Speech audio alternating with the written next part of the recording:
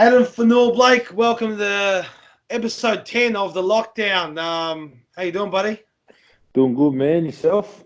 Yeah, same old, mate. Doing, getting bored. No shisha in my hand, but I'm asthmatic, so I can't take that shit. How is the shisha? What flavour is it? I'm smoking mojito and blueberry. How manly of you. Mojito and blueberry. Something to pass the time. Bro, tell me, what's it with all your Islanders now smoking the shisha? Everywhere I look, I fucking see Islanders smoking shisha. I think it's because none of us drink. Just to kill the time, everyone just meets up, smoke shisha, play cards, you know. Well, you see, Brombo.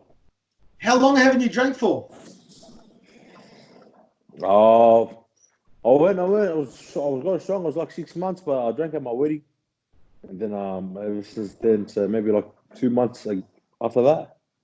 So that's good. Once in 8 months. Why'd you give it up? Nah, just more of a religious thing, man. Religious or you're shit drunk? A bit of both. Far, yeah. You know me too well. I've been on the other foot, yeah, with you when you're fucking drunk. That's all. Yeah, you're a lot younger, a lot dumber, but you're a lot smarter these days. A lot smarter. Yeah, I hope so. I hope so. You got married, bro. How long ago? What happened? How'd it go? Got married on the 6th of March. Yeah. I thought it was just time to tie the knot. Me and my missus need to be together about nearly 10 years, so, you know, might as well. Got 4 kids with her. Before her eyes get fixed and she sees how ugly you are, you thought better lock her in, eh? Yeah, 100%, because what she realises what she's stuck with. Your 4 kids. How old are they now, man? I got my daughter, she's 5. Yeah. I got my son, my other son, he's 4. My other son, he's 1, and I got one more daughter, she's 6 months. Yes, I knew the 2. I know you had 2 more. Okay. Yeah. They're popping out now. That's halfway there for the Tongan family. You got about eight more to go. 100%, cuz. So we discussed earlier about NRL. What's going on? Has the club or NRL or players union, have they said anything to you guys? Because the papers have put out shit. So what do you guys know? All we know so far is that the NRL they in talks with the Rugby League Players Association, and I'm not too sure what's going to be happening. Either they said that they'll take the comp to like a little remote island, and or something like that, like somewhere where we all can be isolated, or they'll open it back up once everything dies down, like all the isolation and stuff. Everyone's allowed to leave their house and stuff, and a lot more cases get resolved. Like a lot more people start recovering from the virus and all that sort of stuff. Is there any players that you know of that have got coronavirus? Is there anyone that's come out? No. No. Like at the start of the season, there was that something come up on Fox League that a couple of players got tested for it, but they both came back negative. So okay. Yeah, no one in the NRL has been tested for it. So yeah, they're coming out now and they're trying to say like for us to make sure we stay inside and because if one player catches it, then then a lot of teams would be like, no, we don't want to play against that team because you don't know. If one player has it in one team, then who knows how many people have it in that one team. That must stop the NRL. Yeah.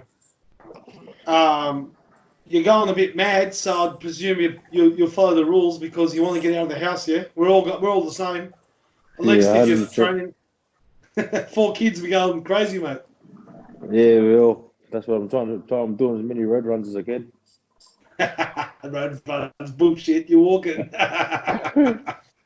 A road run, road walk. The case will stay the same. Hey, So your junior footy, you grew up around here, didn't you? You grew up at Mascot Yeah. or Grew up in Mascot, played junior footy with Mascot Jets, like junior reps before South Sydney. And, after that, I left the men out to Parramatta, played Parramatta for 1 year. And then I came back and played for the Dragons in my junior footy. Yeah, then after that, I just Played, switched to you men. played 20s at Dragons, yeah? Yeah, 20s, under 20s at Dragons for 2 years. So you were pretty hot property as a junior. I remember you've made some top end teams. Yeah, And then you went off the radar for a bit. Obviously, you got in a bit of shit. It happens. You're young. yeah, It's not the trouble you get in. It's how you get out of it, what you do after, and you've proven that you got out of it. And you've changed your life, and it's the testament. You got 4 kids and doing well for yourself, mate. You've become one of the best front rows in the game, all right? And that's not because I know you. It's everyone says it to me.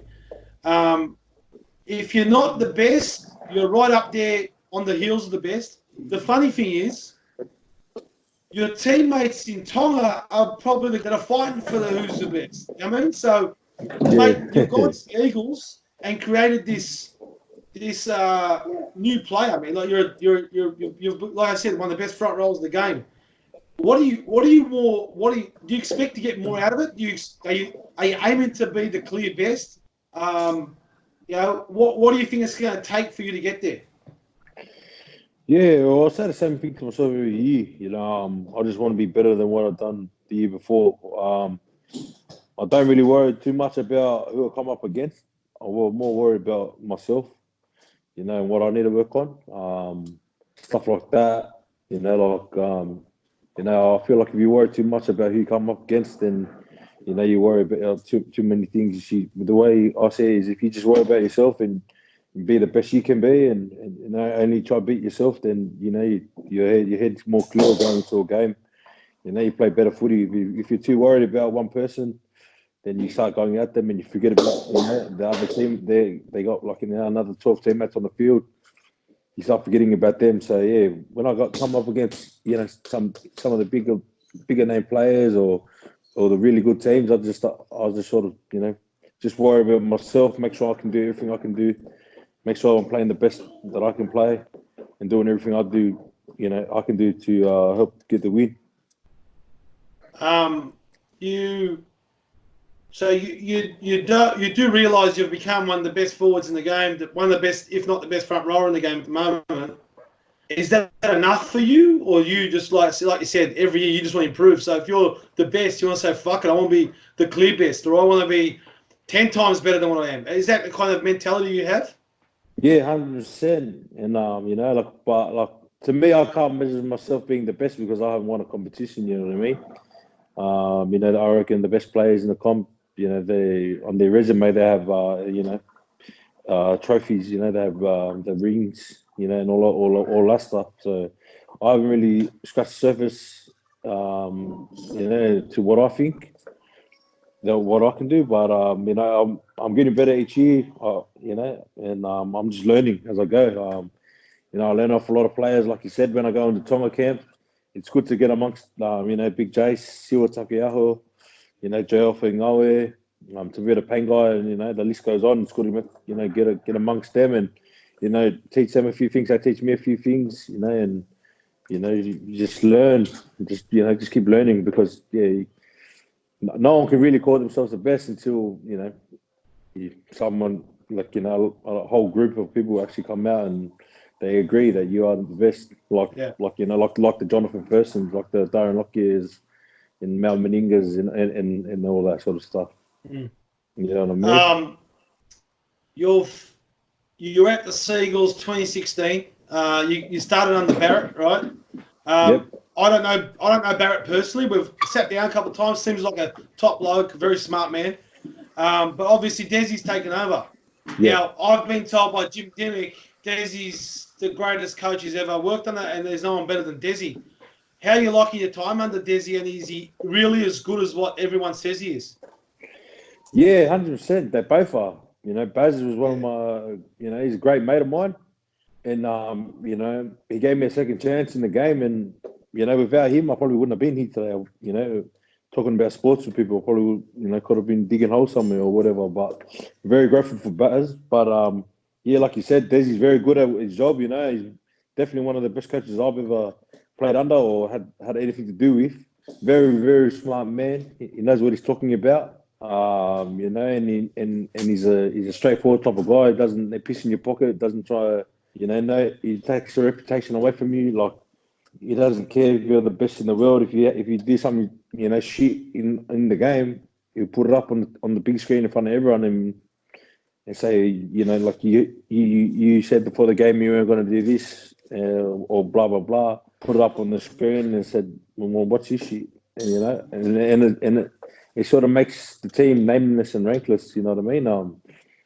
No one's higher than the team. Like that's the attitude that Desi brings to the team, and that's what attitude brings to to all the players. Like the game is not won by one person. You know what I mean? Like you can kick the winning field goal, but you got 12 other blokes that ran the ball to get you in that position, or 12 other blokes that tackled their ass off to keep them in their end, so that you get the ball back in a good field position and stuff like that. So that's it. Is like like maybe you might have won the game, but Desi never he never takes the credit away from the team. Like the win is the team's win, not just your win.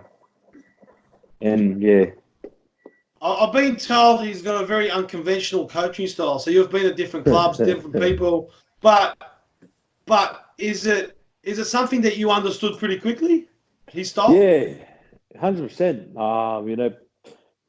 Previous to him signing to Manly, me and him had a good chat, and he sat down. We went for a coffee, and he told me sort of just what he wants from me, what he reckons I can do better. And this is me before we even we even knew each other. You know what I mean? Like this is just the first time meeting each other, and him just wanting to meet the players and let them all know that he's going to be the coach.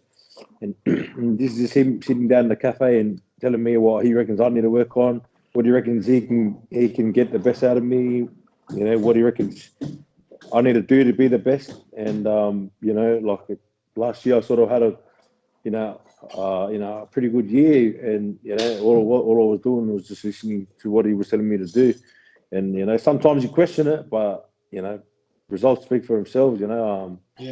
Last year I'm pretty sure like close to half the news reporters and all the Fox channel, like the speakers and all that had us in their bottom eight, and we had all that injury run, and still made fifth, which isn't good, which is good, but it isn't good enough, in our eyes. Yeah, but mate, you turned it on. It was a great fucking season, and considering you guys had basically the same team you had the year before, whatever the fuck got inside your heads, mate, it was you turned it on. Big, you did, a couple of points away from winning the fucking game, wasn't it, in the end, or 10 minutes out of winning the game?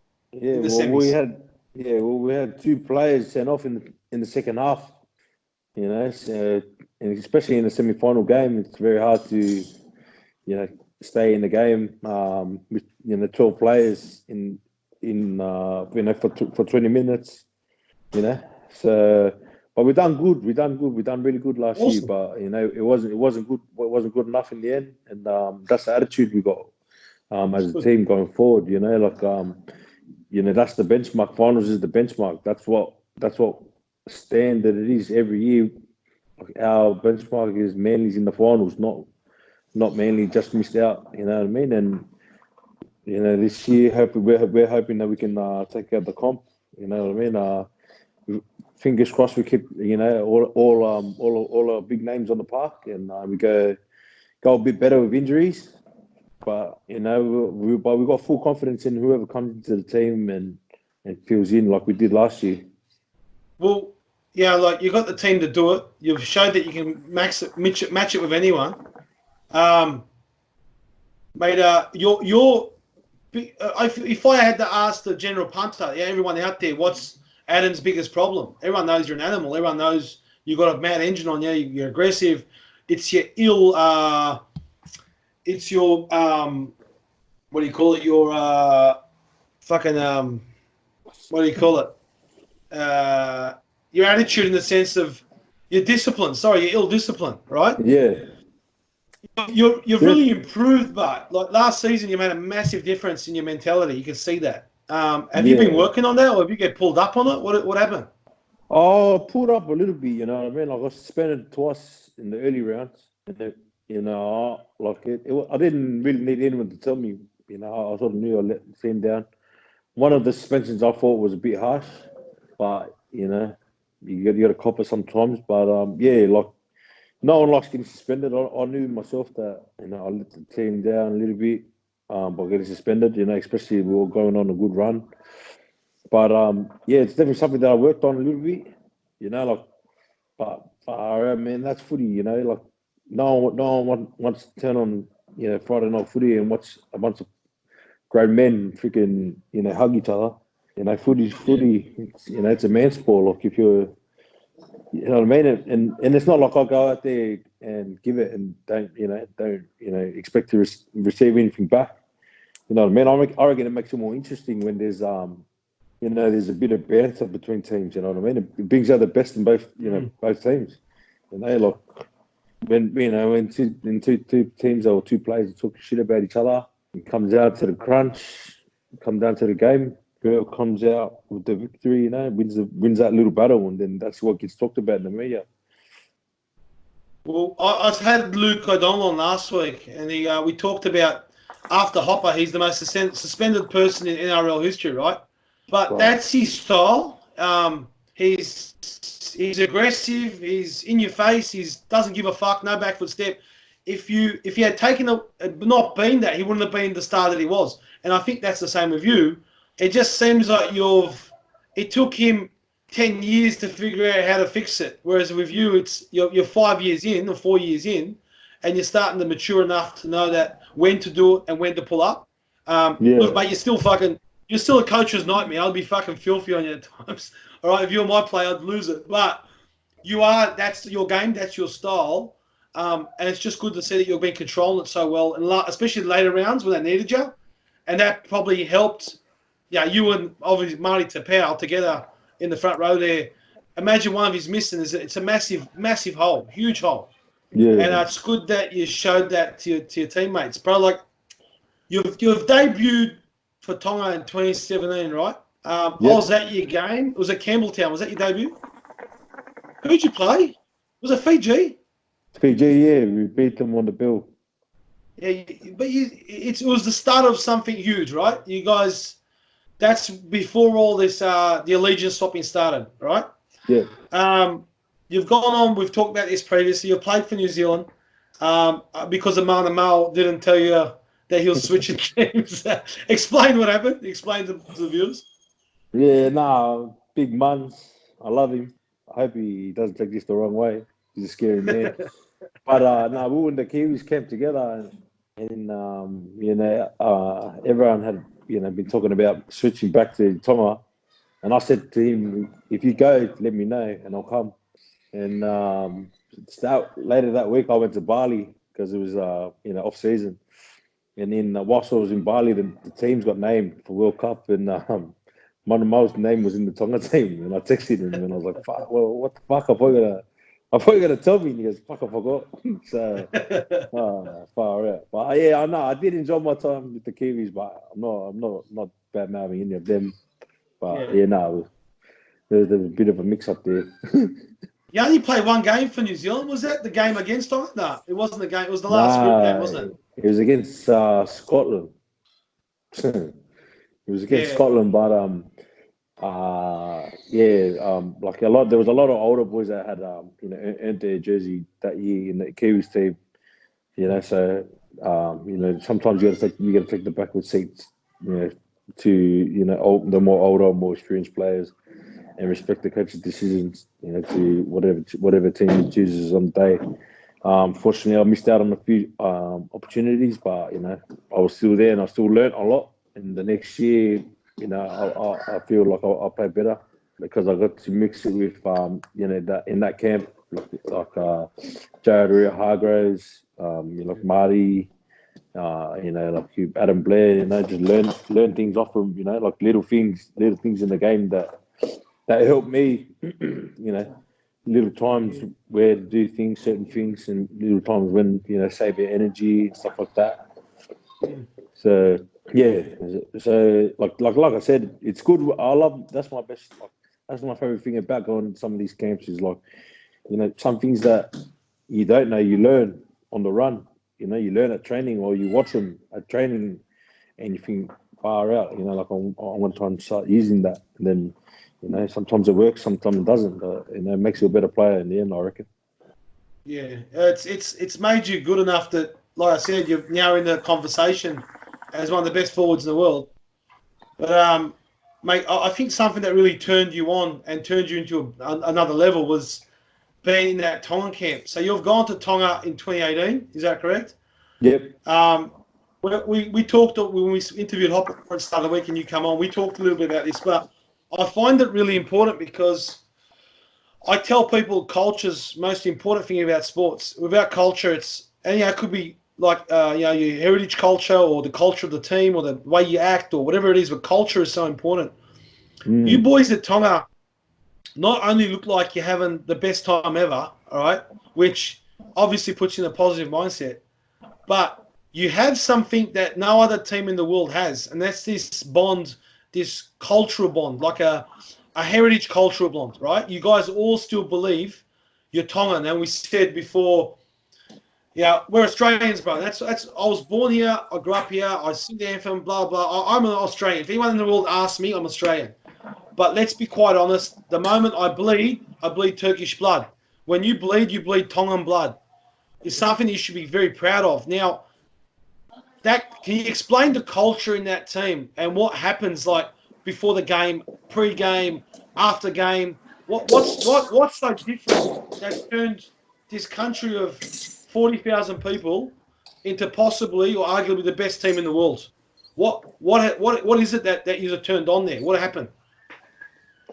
I think it's just like you said, your culture. Like a lot of us, when we put the jersey on, it's just like it's just a new, like you just feel it, like it's an emotional thing. Like it's hard to explain. Like it's like like playing NRL is good. You know what I mean? You get mad nerves. You get you feel happy and all that. But like when you play for your country, it's a different emotion. Like and you feel a different way, especially when like I don't know, like everyone's seen it. Like all the support we get. You know what I mean? Like we get random people like on the street just coming to give food. Like what I mean, Tongan food. You know what I mean? When we went to Tonga for, they gave us a public holiday after we beat Australia. People coming out of their shops trying to give us stuff for free as souvenirs. You know what I mean? Like we're actual celebrities. Like if we're the fucking Rockers or fucking Brad Pitt or someone's walking past you. You know what I mean? But all we do is play sport. But it's just a passion that it's a very proud culture and a very proud country. You know what I mean? Well, I've been to Tonga and I've spent 2 weeks there. I used to have a fighter there that lived there, and I put the first ever pro boxing show on in Tonga. The people are very humble, but they have a normal life in the sense that they wake up, the men go to work, the women clean the house, they come back, they eat together, go to sleep. So for what you guys did in the sense of what you achieved, give them something extra to believe in, right? That's the reason why the government probably did what they did, because it's a massive event. The question now is, bro, will you guys win the 2021 World Cup? Do you really believe you can win this 2021 World Cup and keep it going? 100%, 110%. And if you'd like, it'd be silly not to, like if you ask anyone in the world, in any sport, do you believe you have a chance? And if they say no, then they've already lost the battle. You know what I mean? If you have that mindset where you're going to go in and think like, we might win, or we come up against Australia, man, they just put 50 on New Zealand or whatever. You know what I mean? Like, if you go in thinking like that, then because you're already in the wrong mindset. You know what I mean? Like, we're going into games thinking we don't give a fuck who you are. You know what I mean? We got like you got big names, so do we. Like, you know what I mean? Like, you got, Australia has some of the biggest names in the world. Well, so do we. You know what I mean? Yeah. You know what I mean? Like, and a lot of our players are underrated. Like, and now you look at them. Like, last year, would you have, not disrespecting him, but like, would you have put my dog or tennis tags in the conversation of being one of the best in the world? But and now you look at him this year, the bloke scoring hat trick every game. You know what I mean? He's Brisbane Broncos, one of their freaking main superstars now. You know what I mean? And he cemented a spot in that Broncos side, which I reckon is going to be a very hard team to beat once they all come of age. And you know what I mean? And and it all started because he got a shot. You know what I mean? Like, playing for his country, and he showed how well he played, and he continues to do it now. And and now there's that little bit of belief. You know what I mean? A little bit of belief for any player can do a lot of things. You know what I mean? Like, we have a lot of underrated players in our teams. You know, we have Daniel Tupou, the bloke's won 3 competitions, play State of Origin, play for Australia. You know what I mean? You got, Sio Tagiaho, he's won 2 comps. You got Jason Tomalolo, the best player, I reckon, nearly to play the game. You know what I mean? You got Michael Jennings won 2 comps or 1 comp or whatever. You got all, even Will Hopewadi. You know what I mean? You got all these like good players that get overlooked by the by the players that are so good. You know what I mean? But still, we still got good players, and it's just the way we play together. It's your names. You rattled off some big names. They're big names. They're not underrated, in my opinion. I think that if I see Tupou's name, if I see Jenko's name, mate, again, I was with those boys at Roosters in 2013 when we won I was boxing coach. I won the comp. I know they can fucking play. So I knew when I saw all these names, I go, oh, they're going to be dangerous. One guy that obviously I spoke to Hopper about, was in the paper the other day, Izzy. Yeah. Now, I'm pretty sure I know the answer here, but if Izzy was to make the team or the squad, would he be welcomed back by all the boys? 100%. Whoever gets picked in the team, he's straight away, he's you're not an outcast or anything. You're part of the team straight away off the bat. You know what I mean? And if he's good enough to get his spot in the team, then he's earned it. It's not because it's Israel Folau put him in the team. You know what I mean? Because that's top coach Christian Wolf is. He's not just going to put a player in there because of what they have done. It's because it's what they are doing. If that makes sense. Well said, you know what I mean? And if he does get put in the team, then 100% they'll all welcome him back. And it'd be good to be, like I said, it'd be good to be around him and learn some of the stuff he's done, because even his resume speaks for itself. And he only played until he was about 20. You know what I mean? And he's done more he only played maybe 4 years, and he's done more in 4 years than most NRL players done in their whole career. Yeah, you're right. You know what I mean? You're So right. it'd be good to be around him and learn a bit of him and learn a bit of whatever sort of preparation or ball carrying skill and stuff like that he does, and get to watch it and hopefully try and mimic a little bit of it. Well, the heat between Tonga and Australia will be fucking massive next time he's play. 100%. But to have Izzy Folau playing with you as well, considering the NRL turned their back on him. Again, as I said to Hop, I believe that ARU did the right thing, because he shouldn't have done it the way he did, but he has got a right to his own opinion. But how much extra spice? Yeah. That's the problem these days. I see is that the organization itself doesn't run itself. The media does. Yeah. You know what I mean? So I had no problem with what he said. Being a Christian myself, Yeah, I believe what he said is right. But Yeah. we choose to preach in different ways. He chooses to preach through social media, Yeah. whereas if like I'll keep to myself, but I'll tell you to your face. You know what I Yeah. mean? I'm not gonna come out and be like, and post what is he posting. But I do Yeah. agree with it. But like, that's just not the person I am. You know what I mean? I'm Yeah. not the one. I'm not a top person.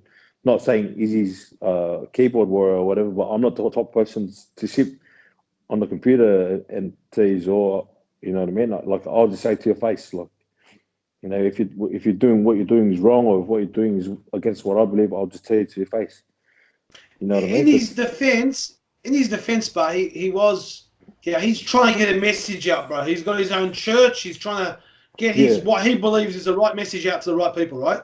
So in his defense, and he has such a large social media following, that he yeah, might actually think that by doing that he'll get more support for what he believes and what his religion is, and so he probably did it for the right reasons in his head.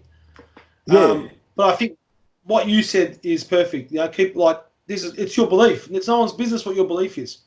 yeah. Um, you can be gay Exactly. yourself, but I don't really care. But in the end of the day, keep it to yourself. It's no one's business. But again, people are different. Yeah. Um, and That's you're what I accepting mean. of this. That's what I mean. We're in the experience. Like, it frustrates me a bit because, like, a lot of like to play in a role or to play in any sport, actually, you have to have thick skin because a lot of people sit behind their computers and they don't know what it's like to come out and play in a role, or they don't know what it's like to be called, called what names like that behind a computer screen, getting sent that into every day because Yeah, no one knows who you are. Like I'm not going to write to a tradie every day saying you're a loser or suck shit. You're not gifted or something shit like that. You know what I mean? They don't know yeah, what that shit feels like, and like for a whole country, and you know to go come out and do that to one person, I feel myself is wrong. If you can't say it to a man's face, then don't write to him at all. You know what I mean? Like if you're not man enough to say it to people's face, you know, or if you're not like man enough to like cop it on the chin, then don't do it at all. Like you know what I mean? Like because that as soon as it was sort of egged on by the media. You know what I mean? yeah. Like They egged got to on sell like papers, they're bro. They have to sell 100%. papers. Exactly, and like they feel like they're doing what they feel like they're doing is right. So it's easy, you know what I mean. And he would have got a massive following. He would have got a like he would have been a lot of Christians would have been saying, okay, this is right. This is what it says in the Bible. You know what I mean? And a lot of people they don't believe in the Bible. Like they they think it's just a book in it, and that's none of my business. That's to them. It's to their own. You know what I mean? Like I don't care if you don't believe in God or if you don't believe in the Bible or you know what I mean. If you have a different religion, I'm not gonna come out to you and be like blah blah blah. Start hammering you about what your beliefs are. But like the moment you like start doing stuff around me that that like that I won't approve of, then I'll Yeah, have to yeah, say something to you because you know what I mean. Like it's just the type of person I am. Like I'm not gonna sit there and let someone like do something that's not right in front of me and not say something. But in saying that, I'm also not gonna go wait until I go home, make a fake account, and write it to you. You know what I mean? yeah. Well, the next question is: you've got a not a bad reputation. People tend to test you a lot, right? So you're one of the bad boys of rugby league. It happens. You're one of the most aggressive. Jared Hargraves is the same. Everyone has this. They're bad boys. They have no respect. Blah blah. Do you? Yeah, you obviously just said it before. You got a thick skin. You got to develop a thick skin. Do you really give a fuck what anyone thinks? Do you care, or is this something you want to change? This bad boy image, or you just gonna play your fucking game and then go screw themselves? Yeah. Yeah, 100%. I'm not in it. I'm not playing football for anyone else. I'm playing football to make a living. You know what I mean? I'm here to thing it. I'm here to give my kids the best opportunity to grow up the way the way I could in some sense, you know, if that makes sense, you know. And if I hurt a few feelings on the way, I don't give a fuck, you know what I mean? Like, to say in the nicest way possible, like, because if I don't know you and something offends you, it's not my fault. I'm not here at the end of the day. I'm not on this earth to please everyone, kiss everyone's ass. You know what I mean? I don't care how you feel about me. If you don't like me, you don't like me. You know what I mean? If you like me, then then you like me. Like everyone has this thing, oh, bad boy image this, bad boy image that. Yeah, like I'll cop on the chin. Yeah, straight as I'll be the bad boy if I have to be the bad boy. Like if you want to talk shit about it, talk shit about it. Like the most recent one was that poor Kent. You know what I mean? Like all his job is really to do is sit behind his desk in front of a camera, sort of like what we're doing right now, and just spray. It's not my job. I don't mean? get paid for it. Yeah. You know Well, what I mean? Paul's my But, mate. like, so, I'm good friends with Paul, but he can rub someone up the wrong way. yeah, But bro, like in the end of the day, I'm just trying to get some shits and giggles, and I'm yeah, talking to people I know, and I'm just trying to get the truth out there. 100%. So it's you said it before about you're trying to provide an opportunity to your kids. I say this, you know, oh, we're loyal to the club, we're loyal to the organisation. Mate, the moment you get fucking used up and you're finished, believe me, the club Yeah, ain't loyal to you. They fuck you off, right? You do yeah, what's right for your kids, and to give them an opportunity in a life that you didn't have, just like myself. Yeah, talking about that, yeah, you were in a bit of shit when you were young. Just before you went to, obviously before you went to first grade. Mate, every kid goes through it. A lot of people have been through it. You're around good people, and I know them personally, good people, the wrong element. You want to be a sports yeah. star, it's a conflict of interest, right? You did so good. Like, obviously interest was shown about you coming back.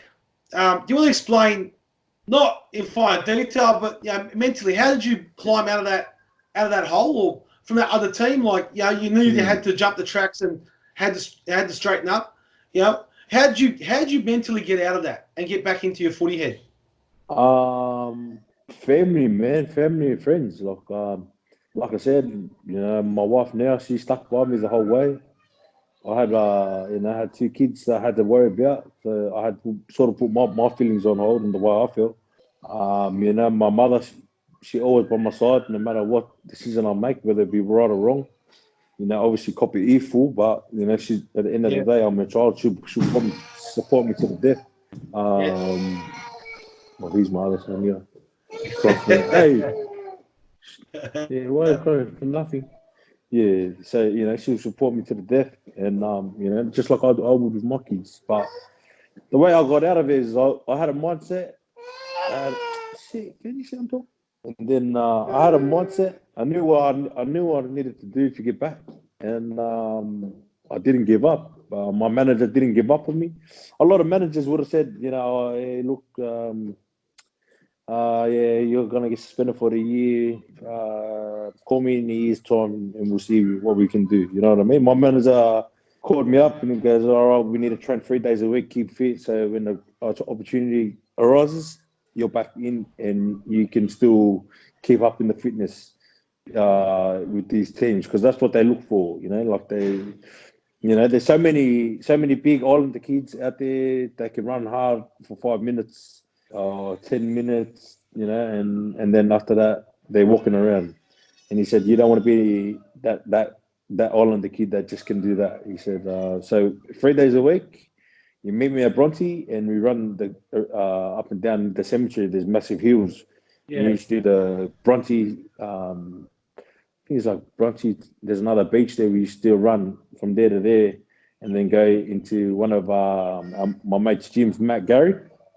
Macaroni, And yeah, and he used to flog us in there for an hour on the cardio equipment. And then some days it'd be on a Saturday, it'd be you want to hang like I got no footy, nothing on the weekend, so I'll feel like I'm gonna go get on the train. But my manager would be like, no, we got Coogee Stairs at 7 o'clock in the morning. You know what I yeah, mean? So I was very blessed and I was very lucky to have a very, very good sport base around me. and and it helped me keep my head clear. Along the way, I fucked up a few times. I've done a few stupid things along the way, but at the end of the day, I still had people to help me get out of a hole every time. You know what I mean? Who is your manager? Tyron Smith. Oh yeah, good dude, man. Good dude. I'm gonna try to get him on the show. He's a good dude. Yeah, Yeah, real good man.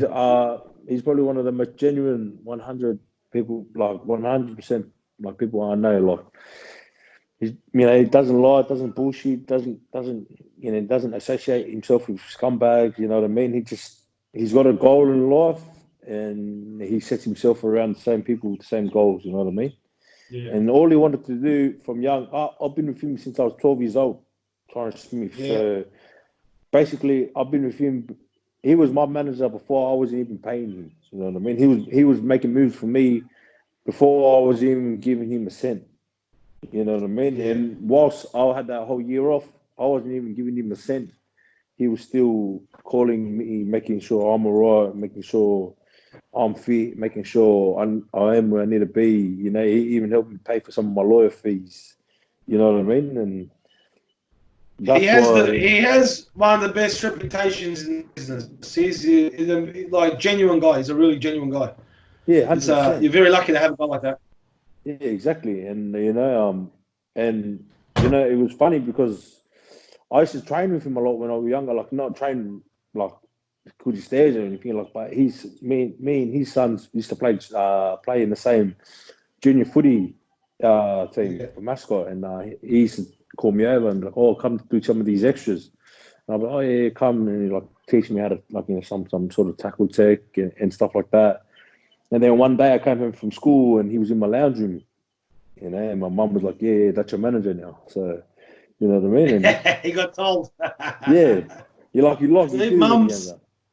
Mums never make mistakes, brother. They're always right. Mums always. Yeah, and no, lucky she did it. Yeah, she did make a mistake this time. He stuck by me. And I'm doing everything I can to repay him too, because he's a good man, and he's a very, very good friend too. That's good to hear, brother. I got some viewer questions. Yep. First one's from Fuyamiatu out west. What has changed since coming over to Oz as a player, from a player's perspective? Also comparing the different cultures from NZ to Oz. Now, you actually didn't grow up in New Zealand. You grew up here, right? Yeah. So, how come you played for New Zealand during Kiwis? Back then, I had played all the origins and stuff growing up, and like back then, when you're growing up, if you're in high school, if you're in the origin teams and that, you're the best. And my mother and father were both born in New Zealand. And I thought, well, if this is the best team, then I want to be against the best to see where I'm at. So that's why I signed over to New Zealand. And so I said, in my head I was thinking, if this is the best team, then obviously you want to see where you're at. Like there's no point being in the best team and smoking everyone by 50. You know what I mean? Like, because then it's just you don't know where you're at. You pass the ball to one person, they run 100 meters. You pass the ball to another person, they run 50 meters to score. So I thought in my head, give it a crack, go play for New Zealand and come up against the best. And that year that I made New Zealand was the first year, and played junior Kiwis with a few big names. Nelson Solomona, he was in the team. Brandon Hammond Ueli. Tamari Martin was in there. Cody Nicarima.